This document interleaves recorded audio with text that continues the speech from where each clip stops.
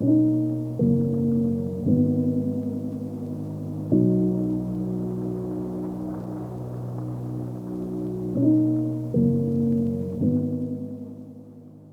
bulk storage is a specific storage type within a warehouse that consists of a high density of pallets in a kind of defined floor space. If you don't have designated floor locations, you will have issues with misplaced pallets, confusion around what is staged versus what is stored, and you have a propensity for having a high volume of pallets in a very large area.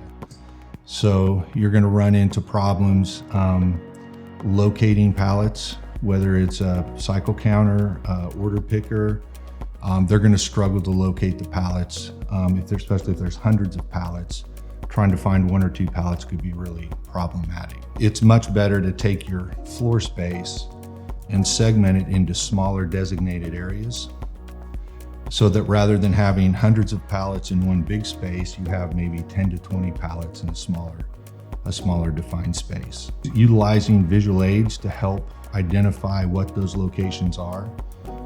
So anybody walking through the warehouse can see that the pallets belong in this particular area. Using paint striping to kind of partition that out is really helpful. And then utilizing paint on the floor locations, painting the location IDs on the floor locations is really important. You want your locations to match what is in the inventory system.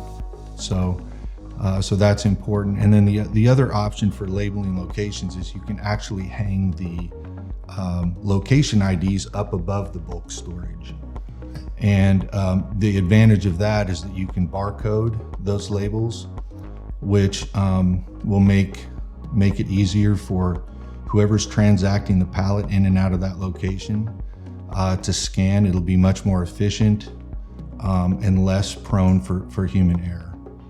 So those are a couple of ways that you can use visual aids and markers. Before you can think about counting a bulk storage area, you really have to think about how you're going to stage that. The bulk storage areas, oftentimes the pallets are side by side. They're stacked one on top of the other. And so it's almost impossible for a human to get in and see every single pallet. So to really get a good, accurate count of that, they have to be staged. So pull the pallets out, find a space to stage them. It could be, if there's space in the drive path, you can utilize the space in the drive path. You could use maybe a shipping area or a receiving area where there's extra space to stage pallets. And then make sure the pallets are staged in such a way, spaced out in such a way that the counter and the verifiers can work their way around the pallets to do the count. So first, get the staging done, then we're ready to start the count. So the count process really depends on the way the inventory is palletized. Probably the simplest thing that I can think of to define the counting process would be when a pallet consists of a single SKU, a unique SKU throughout the pallet. So all the cases are the same, the quantities in the cases are the same, it's the same item, and it's stacked up and palletized. Oftentimes it will be shrink wrapped.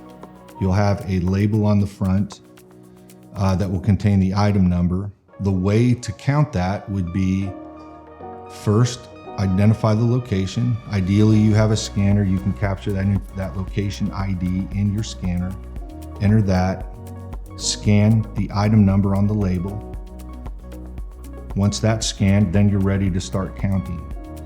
So you have to understand the tie highs. So you look at the tie and you calculate how many cases are in the tie, and then how many layers or how many ties are on the pallet. You multiply those two numbers together, and then you take that number and multiply it by the case quantity. So if there's 3 per case, 2 per case, multiply it by that number to get your total quantity. that gets entered, that record gets submitted, and then you stick a pink dot on the front of the pallet, and that indicates that it's a visual indicator that the count has been complete.